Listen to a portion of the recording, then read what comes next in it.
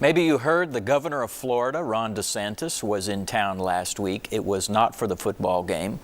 I doubt he could get a ticket. Well, maybe he could get a ticket. He was here for a money event. And remember, we told you a couple weeks ago he was going to be coming here. A lot of people subsequently, after we reported that, said that he was coming. Well, we told you first. So let's talk a little about Ron DeSantis because he's been in the headlines and maybe he's running for president. Susan, your thoughts on the DeSantis visit? I think you might have been there. I was there and was very involved in putting that event together. He was invited to come because I think there are a lot of people in East Tennessee who really want to get to know this man. He's certainly been in the news a lot, and there's no question that he's being rumored that, a presidential candidate, possibly to run against Trump if Trump runs, or to just run himself if Trump decides not to run. So I think there are a lot of us who really wanted to get to meet this man, to hear what he was about, to hear his thoughts.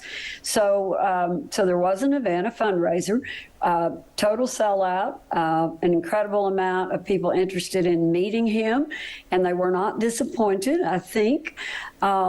He talked a lot about why Florida is the state that it is, why it's in as good a shape as it is fiscally. I think you need a psychoanalyst for that, but go ahead, sorry.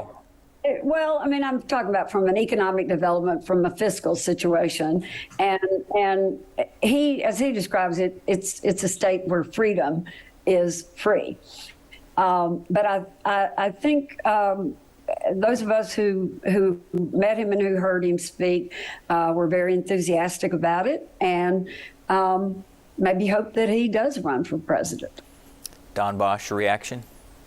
Oh, my. Freedom is free in Florida. Well, you're not free as a school child to read acclaimed and Pulitzer-winning novels. You're not free if you're a woman attempting to deal with reproductive health care. You're not free if you're brown or black to vote openly and freely. But we can go on forever. Right now, what I am compelled to talk about is one of the most egregious actions I've ever seen. Ironically, it might only be the second worst action in Florida behind the secret documents at Mar-a-Lago by Trump. And I can't believe I'm saying this. Ron DeSantis used money earmarked to remove illegal aliens from the state of Florida to sanctuary, quote unquote, jurisdictions. What he did is he went to Texas. He took lawfully entered, seeking asylum status the way the law sets out, individuals primarily from Venezuela, enticed them through fraud and deception to get on a plane, go to Martha's Vineyard, which is fine. They were incredibly gracious. The whole state of Massachusetts was gracious, but did not give any warning to the location of where they were arriving, used Florida funds contrary to their statute, and committed the offense. If anybody else had done that as an ordinary citizen, lied to somebody about how they would get to another location, enticed them with things that didn't exist, they would be charged with kidnap and false imprisonment.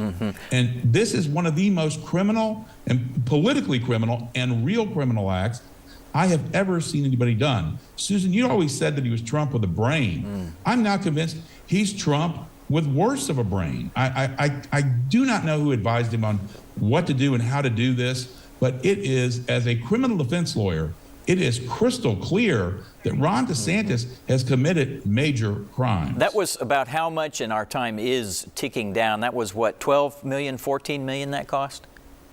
Yes. Yeah, that was the grant. He spent $650,000 on 50 properly entered Venezuelans to be transported through. Here's what I'd say. Sorry to interrupt. Susan, bring him back. He's good copy. You've been watching Inside Tennessee. We appreciate you watching. See you next week.